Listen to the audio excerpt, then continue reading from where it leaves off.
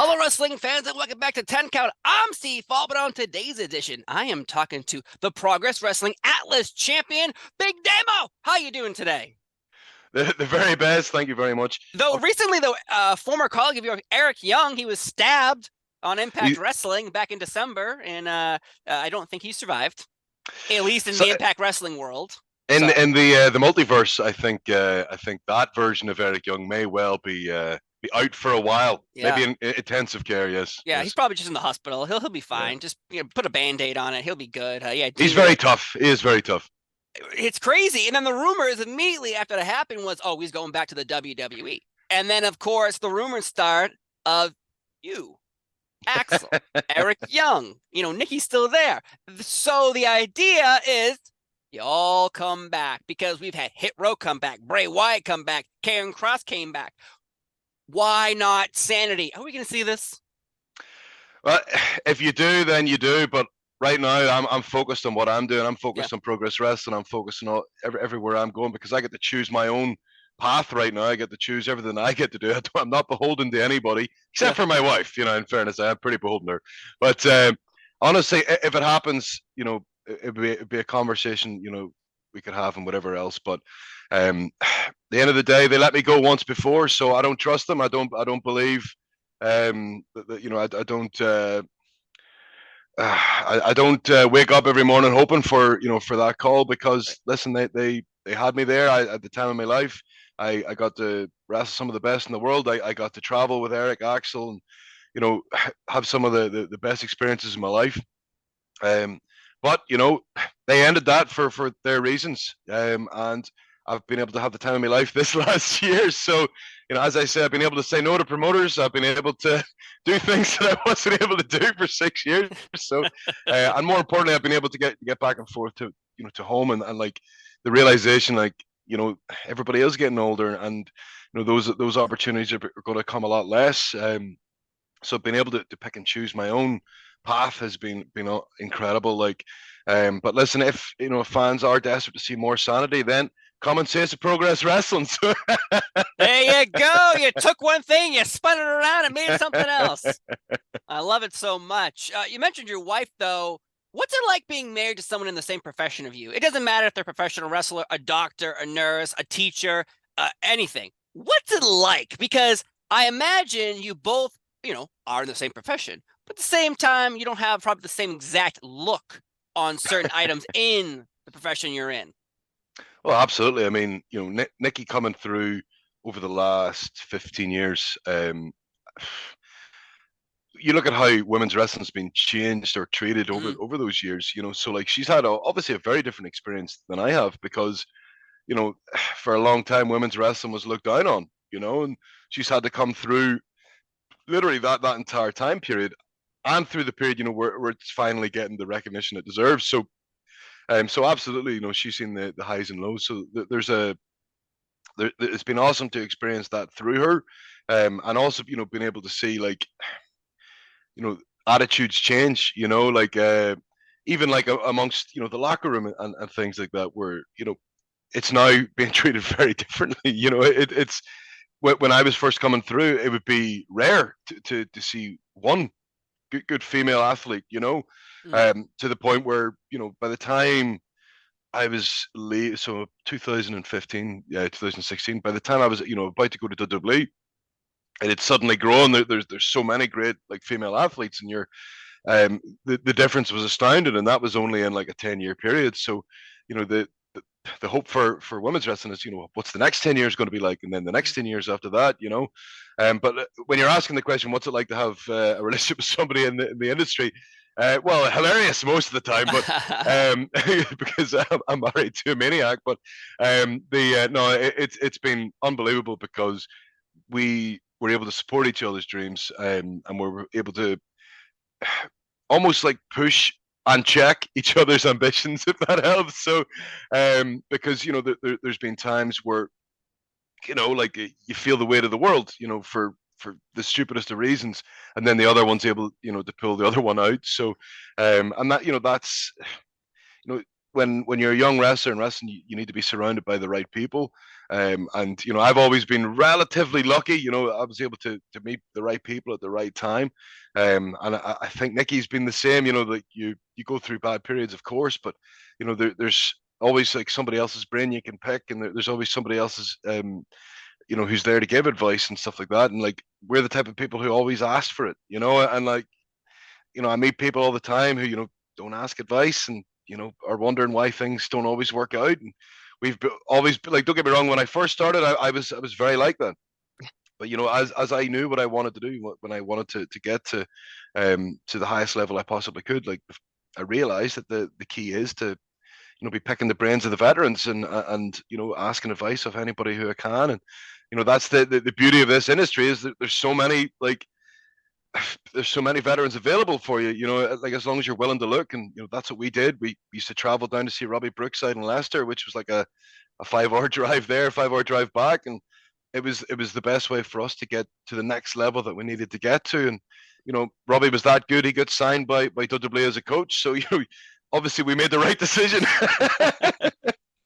That's true. I was just going to ask, what legends or wrestlers in the past and the present have you talked to that really influenced your mind in the business? Because obviously, if you're young coming in, you want to be world champion. I deserve this. I deserve this. But everyone else is like, well, I also deserve this. I also deserve this. But finally, getting the knowledge and the patience as you grow older, who taught you how to be more patient with your surroundings and what's next for you?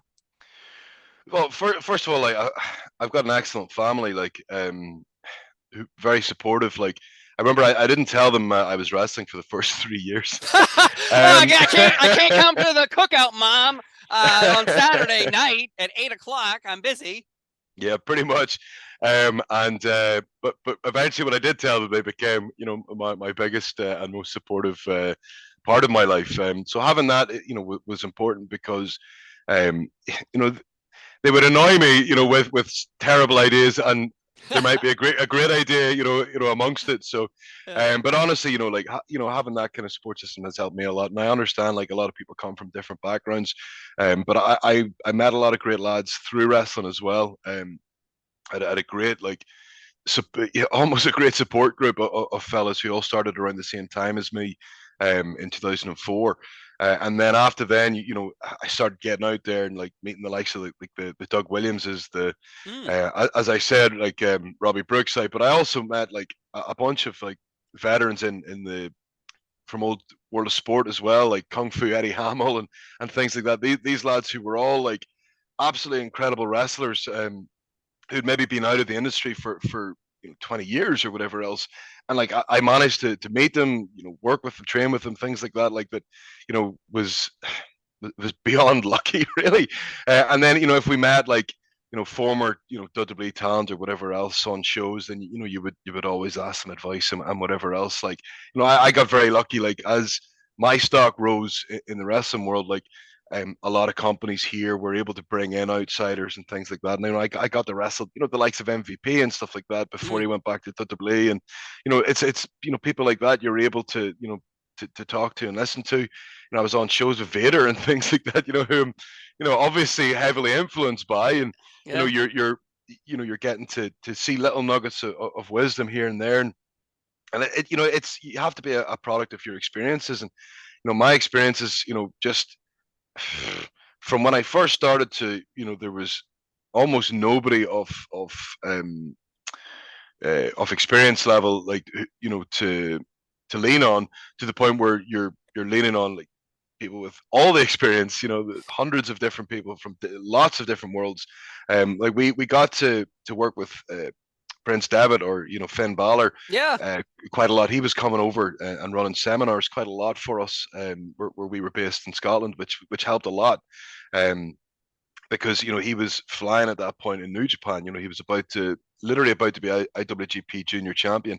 So you're getting his influence and his concepts and his ideals, right before he's really about to take off. So you kind of get to see it in practice as he's saying it. So, and then there was also other wonderful people, in Europe, like Paul Tracy is this incredible wrestler out of Ireland, who was a very character based, and kind of making us focus on things like selling when nobody else was really focusing Ah, on it. So, and I get it, like the way the industry changed and things like that. So, but to have Paul coming in and kind of focus on that, and he influenced Nikki very heavily, and he's an incredible talent, and he's just I think recently maybe decided to start coaching again in Ireland. So mm, that'll be massive for the Irish wrestling scene, which is one of the scenes that has really exploded in the last while. But yeah, so honestly, you're a product of all your experiences, and listen, everybody I met along the way. But for me, I think one of the probably the biggest influence was Drew McIntyre, Drew Galloway. He left WWE in 2014, and I met him. That was just as I was figuring things out.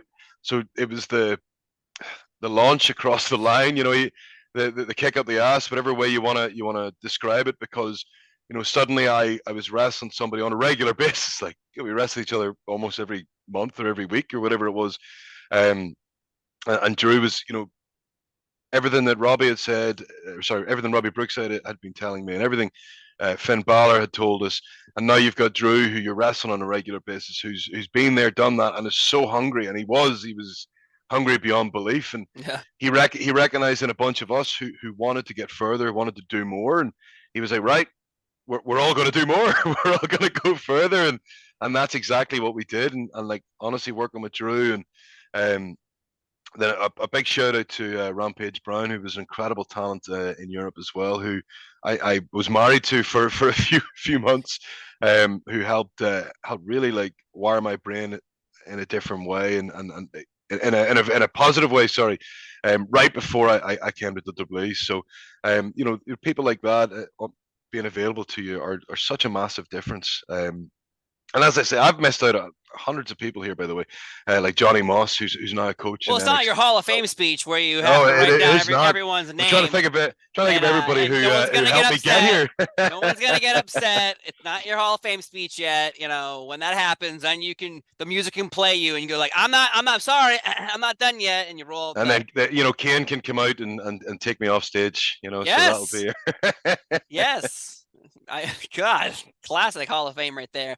Um, though, if you go back a few years ago, I tweeted to you, and you just got brought to SmackDown. Sanity was coming to SmackDown, and you changed your gear, you changed your guys' look. I talked to Axel about this, and he told me it was because we wanted a kind of a fresh start, and we're on SmackDown. It's blue. Let's wear blue. New cards, new action figures, new everything. Yeah. But I was upset. I was like, where is his kilt? And you wrote to me, it's funny, you wrote to me like, oh, it's fine, everything's good, we're all good. Was it all good though? Well, so the problem was I got this brand new blue kilt made by a different manufacturer. So I got everything done by a girl in Finland who was making all my kilts. She actually now makes the War Raiders and Sarah Logan stuff. She's Oh, nice. incredible. And so I was getting all my stuff made by her, and we we get told we're getting promoted, and you're like, okay, cool. So I'll maybe get something made. And then time passes, and you're like, okay, when are we actually meant to be starting? And they're like, suddenly it was like, right, you're starting like next week or whatever it was. You're like, oh god. So I got this blue kilt made, and it was too pretty, it was too clean. And I didn't really get a chance to fuck it up enough before I debuted it on television. So Vince hated the kilt because it was too pretty. I should have Mm. wore one of my black ones, which was a lot more disheveled. And I had Jesus, I have so many of them as well. Like I really should have wore one of those. So apparently, like he was not happy with the kilt, so I had to think of something fast. You know what I mean? And I literally chose the singlet because I was like, okay, that's at least a bit different, whatever else. And it just, it wasn't the right look because I've been wearing trunks for the last God maybe 8 years or something like that, and Oh, I didn't even feel comfortable wearing a singlet anymore. So yeah. it was quite. I think that was on me really because they didn't say anything about covering me up. They didn't like. This is the thing. Like everybody was like tweeting me going, "Oh, I can't believe they covered you up," and I'm like, "No, this is my decision. I've just walked into the WWE locker room, seen everybody's physique, and I've went, oh shit, and like I was massive, and like this is the thing. Johnny Moss once said to me, you need to be able to stand next to Randy Orton and look like you belong, right? And for a period, I definitely felt that way. And then I'm on the roster standing next to Randy Orton, going, ah shit, you know what I mean? So it's a very very handsome man there, and so I think like I thought maybe like the balance of that could, okay, maybe I'll get the singlet, make my arms look bigger, but all these kind of things, which was stupid. I should have just wore trunks because I always preferred how I looked in trunks. I preferred performing in trunks. I started wearing the kilt just to be different in NXT at the time. Hunter wanted something that was crazy, and like Eric Young was wearing this weird little kilt when he first debuted as Sanity. People don't remember this, which is hilarious. So I was like, I'll get a kilt. That's, I'm actually Irish. We technically wore them. So, I got the kilt made, and from there I got a bunch made and whatever else. But I think Vince's thing was it was too clean, and it was like when the blue one was, and like if go outside and roll in the dirt. I genuinely wish I'd cut off the sides because it actually looked like a dress as opposed to a kilt. So that was the blue one. But if I'd have been wearing one of the black ones, I know he wouldn't have been bothered. You know what I mean? And I wish then I'd have just wore the black one the week after. But we were thinking we should all be color coordinated. Get the action figures, the video games, all that kind of stuff. And like it was just we overthought that, and that was that. We're pro wrestlers, we're about to debut on national television, you know what I mean? So it's one of those things, if you're not thinking, then that's a problem. So, so sadly, I made the wrong decision with the singlet. And I opened one of my bags, like that it was stuck in. I was like, oh Christ, I forgot about that. But then you set it on fire in your front lawn. Nah, that's an example of a mistake I made. So you have to learn from your mistakes, not hide from them. So I'm one of those people. So, but like, yeah, it was just so funny. I remember being like, I loved it. Like I remember, as everyone probably tweeted you, being like, we loved your look in NXT. What is going on? We are worried. We are concerned. We're like, feel like parents. We're like, please, son, don't wear this ugly band shirt to work today. Wear your kilt. And like, I understand after talking to Axel what you thought. You thinking we're on SmackDown, blue brand. Let's go blue. Let's try to appease the boss by matching the logo. He might appreciate this thought process of. It wasn't that we were trying to match the SmackDown colors. It was like EY had bought this killer set of gear that was red and blue, and the two of us just tried to match to him. It was just something. I wish we didn't even get it all. If we'd have got it all in the same bloody place, would have been smarter. But we were just more thinking this might be a good call. Nobody's really wearing this color scheme right now. Because we looked at what the tag teams were wearing around us, and nobody was wearing like navy as a base color. Right. So that was the mindset going forward, and also like. So we were coming in. Bludgeon Brothers were doing a very kind of grungy gimmick as well. So like we were trying to be aware of not looking the same as them and things like that. And like that that's the the hardest part is we overthought and we made a mistake. So but no, we didn't choose colors just because it was like SmackDown. That's fucking stupid, to be honest. That's what Axel told me. That's not true. EY chose blue. So we just went around him.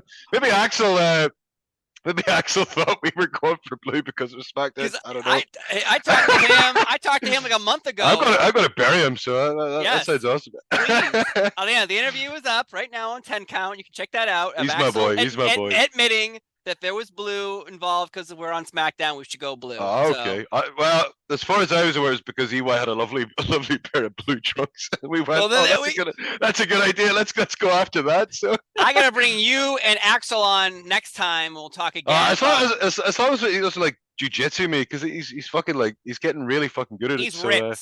He's killing it. He's killing it now. And I think someone had a before and after photo of him in NXT UK. And then now, and they're like, he is ripped. Like, he's scary. Don't you're talking about standing next to Randy Orton, standing next to Axel right now. I'd be wearing my singlet right now. So, the difference is now, like, a lot more comfortable in my own skin. So I'd happily walk up to Randy Orton in my trunks. Might be weird for him if I'm doing it at the airport, like, but it's fine. Sir, no shoes, no shirt, no service. What are you doing here? Just in trunks. But no, quick show. We use that analogy, standing next to Randy Orton. But Randy was an incredible locker room leader and great to be around because, you hear all these stories about him and they're just not true. And he was wonderful to all of us. And like watching him wrestle every night on the house shows and stuff like that was fucking incredible because he's outstanding at what he does. And I think like I learned to appreciate it more the more I saw him as well. Because he always had brilliant matches and everything else, pay-per-views, whatever else. But the way he took his time, he orchestrated the crowd. Like he was literally like, he was literally a level above everybody. And like, I'm hearing that he's having back issues, and I'm really hoping it's not true because he's maybe like the most important person on that roster right now, and I'm hoping that he's able to push through it because what a worker he is, and again, as I say, what a leader. Yeah, he was. Him and John Cena were like the next, after Batista, Randy Orton, John Cena. I feel like were the three people who held the main event scene together as glue for over a decade.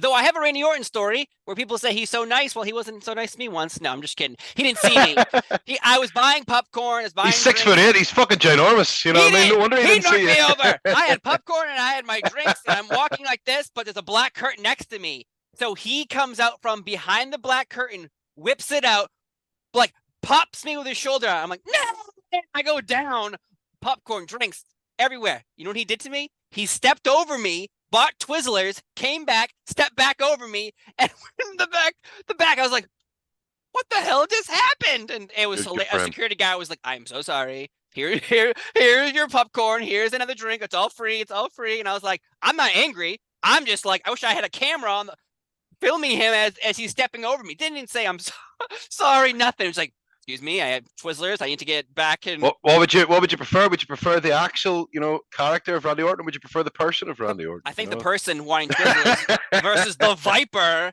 giving me an RKO. If it helps, he would have found that fucking hilarious. So I'm sure he enjoyed it after. So I bet he was like, guys, you won't believe what just happened.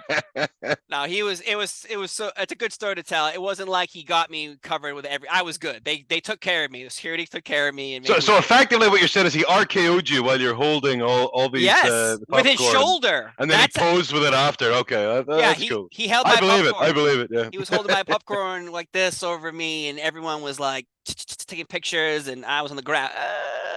But that's my Randy Orton story. But though again, Progress Wrestling is coming up January 22nd in London, and there's so much just happening in Progress in general. But how can we get Progress even bigger in 2023? We kind of talked about it a little bit earlier, but like there's traveling to different locations, character development, championship matches. But what is the next level for Progress? That's really interesting. Honestly, like we went viral in like the 2015, 2016 because people woke up to the fact that there's incredible wrestling in Britain, and that's literally what needs to happen again because the talent roster right now is ready to explode. Like we're wrestling 0121 this weekend, and that's Dan Maloney and Darice, and they're the two of them. Two incredible young talents. They're both 25. It annoys the shit out of me, and they're really, really, really talented. And they're just waiting to explode. And like their tag team partner Leon Slater, who's just debuted with GCW over here in America. He's starting to push himself out there. He's just turned 18. My God, what a piece of shit, right? and like they're all absolutely incredible. They're all very young. And they just need eyes, you know what I mean? They just need people watching, and that's our job. Like Axel and my job is to make sure people are seeing them. So, using our medium to grow what everybody is doing here, and we're doing our best, and like this is the job for us is to make sure that whoever comes in and whatever else is pushing these lads, and that's what we're trying to do, and that's what the next step is make sure people are watching because this product is as good as anybody in the world. Like whether it's Impact or whether it's AEW or whether it's WWE, whether it's GCW, whatever else, the talent level right now all across the world is incredible, and Progress is on a par with any of that. So the difference is, coming out of Britain, coming out of COVID and things like that, people weren't able to watch it. So now they can, and now the ability's there, and like I'm excited for the future here. That there's so many I haven't even mentioned yet, but like this is going to be this roster's one to keep an eye on, and I think about like how this roster's had to change over the last while. Like so many of us got signed to WWE or New Japan or AEW. Like they've all went to different parts of the world. So there was a massive dearth. There was a lot of spots to be filled, and these kids have filled those spots and then some. You know what I mean? And that's what's really exciting for me coming back. I wasn't sure how good everybody was going to be, whether it was at ICW, Progress, or OTT, and that I'm seeing these guys who are just absolutely incredible. And like there was a genuine worry when we all went around the same time, 2015, 2016, 2017. Like that is a lot of spots. The people who filled my spot, like were the Pete Dunnes and the Zach Gibson, and then they got lifted, you know what I mean, like 6 months after we did. So it's literally like it's been like a massive rebound for the companies there, especially for Progress. But the beauty is like those spots meant people had to step up, and they have really fucking stepped up. So, and I'm excited because this tag team I'm wrestling 0121 are the perfect example of guys who are ready to take over the world. And I know that Dan Maloney has a few irons in the fire. Like you're going to be seeing and hearing a lot more about him in the next few months. I don't want to spoil anything for him, and Darius is the exact same. He wrestled like 200 times last year, like all across Britain. So the push now is to get him all across America and showing people why he is so good. He's charismatic. He's a rapper. He comes out, raps his own entrance in a very cool way. He does it kind of UK grime style, and I got to experience it in ring. I was doing a 6-man tag against the lads, and I was like, holy shit, this is amazing. I'd seen it on shows, went, oh, that's pretty cool, right? I was standing in the middle of the ring, hearing the energy from the crowd, and I was like, fuck, this is good, so but yeah, honestly, like I think that's the way we need to step up. Where we go to new areas, we need to make sure we're bringing in the best talent we possibly can. When we are doing the American shows, I've told them a few people who they need to use who are coming through the American indies, and hopefully that they're able to work something out, because there's just so much cool talent all across the world right now, and I'm hoping that Progress keeps capitalizing and keeps doing what they're doing, because if they do in the next year, 2 years, that they will be the best of the rest. Oh my God, I cannot wait to see what happens next with Progress Wrestling. But I want to say, what a pleasure it has been talking to you, talking about how handsome Randy Orton is, talking about Sanity, talking about Progress Wrestling. So much is happening, and especially being married to a professional wrestler like Nikki Cross. I hope you didn't say anything bad about her. We didn't say anything. We said everything nice about you, Nikki. He'll do the dishes. I do the cooking, so it's okay. I get brownie points for that, Oh, you just buried yourself one more time with your wife. Good job. What are you doing? This is your first time? Just kidding. But thank you so much, Big Damo, for being here on 10 Count. I've been Seafall. He's a husband who will get beaten by his wife later. Have a great day, and we'll see you next time. Bye-bye. Bye-bye.